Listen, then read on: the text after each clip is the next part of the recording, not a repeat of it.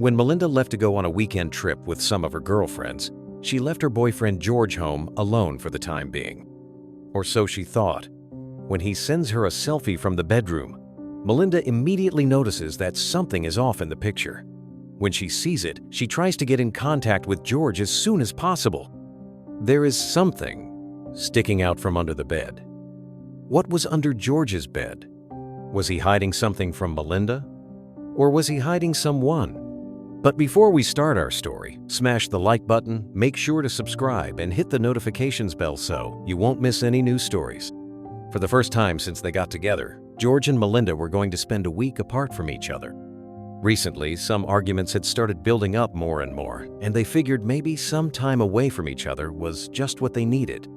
So Melinda was going to go on a trip, leaving George with the house to himself for the weekend. When the trip was edging close, Melinda thought that George was acting a bit strange, almost nervous. Could it be that he wasn't feeling ready to spend the week alone? Or was there something else going on? She wasn't sure what it was, but he assured her she should go, almost like he was pushing her away. Melinda left that next day still slightly concerned. She knew this is what she needed, and probably what George needed as well. Some time away from each other to think and have fun apart. When she got back, things would be better, or at least she hoped so.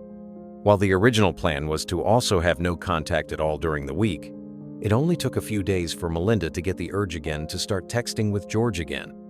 She also just wanted to see his face again and hoped he was willing to send her some pictures. To her pleasant surprise, George was actually really open to text with Melinda. He told her he had been missing her too. Even just those few days apart was enough to reset things apparently.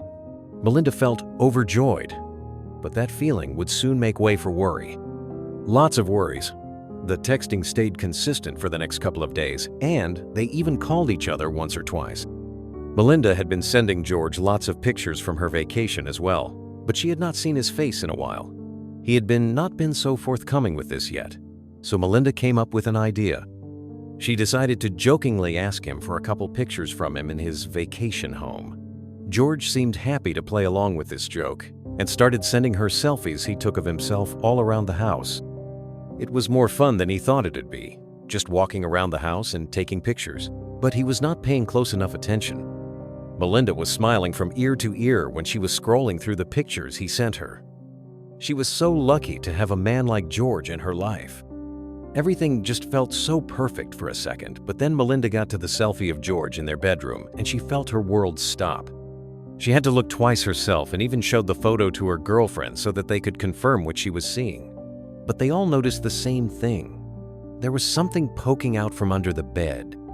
And now, she was quite worried about just what this could mean. At this point, it could still be anything, and Melinda tried not to worry. She took deep breaths and told herself there was probably nothing going on. But when she asked George what it was that they were seeing, he suddenly stopped responding altogether. He didn't even answer Melinda's calls anymore. Now, Melinda knew that something was going on and felt the stress race through her body. What was going on at home? What was George hiding from her? Was there actually someone under the bed, or was she just imagining things? When Melinda first told George that she was going to go away for the week with her girlfriend so that they could spend a week apart, he was fairly excited. He loved the idea of having a little freedom, as he had felt like Melinda had been smothering him recently. The build-up to this trip went very normal and uneventful, but the day before Melinda was set to leave, George got some unexpected messages from a number he most definitely recognized but never expected to hear from again. The person he got the messages from was very direct and straightforward about the plan. He tried to not make it too obvious that these messages really had him feeling some type of way, but George had always had a shitty poker face, and he feared that Melinda could look right through his bullshit. But to his surprise, she didn't say anything, and they just kept on preparing. The first days that George spent alone in the house, he tried not to think about the messages. He just wanted to forget them and hoped they would eventually stop. He knew he couldn't respond, it would be completely wrong. When Melinda started texting him again after only a couple of days, it was a relief. It gave him something else to focus on, and he welcomed the distraction. Hearing from her again meant she was missing him too. Their renewed contact helped push the other messages to the back of George's mind. But just as he was beginning to relax, Something happened that brought everything rushing back. In the middle of the night, George was jolted awake by loud pounding on the front door. He was instantly alert. Could it be Melinda? Had she changed her mind about staying away? Against his better judgment, he crept downstairs and cautiously opened the door only to find no one there. Maybe it had just been a dream or kids playing a prank. Still shaken, he returned upstairs. As he entered his room, he noticed his bedroom window was wide open. Odd he didn't remember opening it. He closed it, brushed off the unease, and tried to sleep. But sleep didn't come easily. He tossed and turned, troubled by an eerie feeling of being watched. He couldn't shake it, even though nothing seemed wrong. Eventually, exhaustion won, and he drifted off. By morning, the previous night's strangeness had faded from George's thoughts. He woke, feeling rested. The sun was out, and birds were chirping. A new message from Melinda greeted him, brightening his mood. They texted throughout the morning, and George was hopeful about the direction their relationship was taking. Still, something unknown lingered in the background, something he hadn't yet realized. Melinda had gotten into the habit of sending him cheerful vacation selfies. While George appreciated them, he couldn't help feeling a bit jealous. She was enjoying the sun, while he was stuck in the cold. To lighten the mood, Melinda suggested he send her vacation-style selfies from his own house. George knew it was just a playful excuse to get pictures of him, but he went along with it. He decided to have fun with it. He took a series of selfies, some playful, some silly, even a few a bit more revealing, and sent them all to her at once. The activity actually lifted his spirits. For a moment, he didn't feel so left out. Once finished, he flopped onto the couch and turned on the TV, ready to enjoy the game. He didn't bother reviewing the pictures before sending Thema a small oversight that might come back to haunt him. George had expected Melinda to respond to his photos with emojis and lighthearted comments. He definitely wasn't prepared for what came instead. She seemed alarmed by something in one of the photos specifically, the one taken in his bedroom. When George checked the picture, he saw what had upset her. In the background, something that looked like strands of hair was clearly visible, sticking out from under the bed. His heart sank. Was someone in the house with him? Setting the phone down, George stood on shaky legs. Every strange thing, he'd ignored the messages, the midnight knock, the open window rushed back into his mind. Could someone really be hiding in his home this whole time? Trying to convince himself it was all a mistake, George cautiously made his way upstairs. But doubt crept in. Maybe his fears hadn't been so irrational after all. He crept quietly down the hallway, then threw open the bedroom door and dropped to check under the bed. Nothing.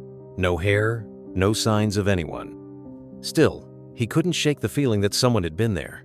Driven by growing anxiety, George searched the entire room closet, corners, behind doors, but found no one. Just as he was about to give up, he heard his phone ringing downstairs.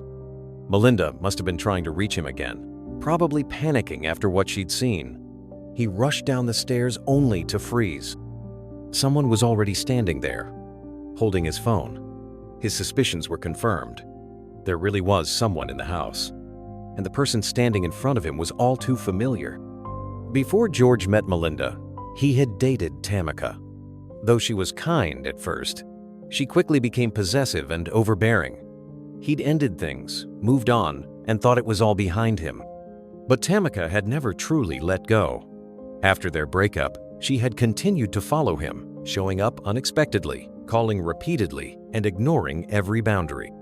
Eventually, he'd been forced to file a restraining order. He had never told Melinda the full extent of it, hoping it was over. But clearly, it wasn't. Tamika, now standing in his living room, was talking to Melinda on the phone, telling her to stay away from her boyfriend. George quickly took the phone, ordered Tamika to leave, and threatened to call the police. Reluctantly, she agreed to go, but warned she would be back. She still believed they were destined to be together, convinced fate was on her side. George immediately called Melinda and explained everything: Tamika's stalking, the restraining order, and how he had tried to hide it all. Melinda was shocked. She had known about Tamika, but never suspected it had gone this far. Eventually, George and Melinda made a difficult decision. They would move to another state. The distance made it nearly impossible for Tamika to follow. She lacked the means to continue her pursuit. and the harassment finally stopped. For the first time in a long while, George and Melinda could live in peace. The time apart and the harrowing experience had brought them closer, not driven them apart. They finally felt safe again, happy. The two were stronger than ever, and now they were even planning to get married soon.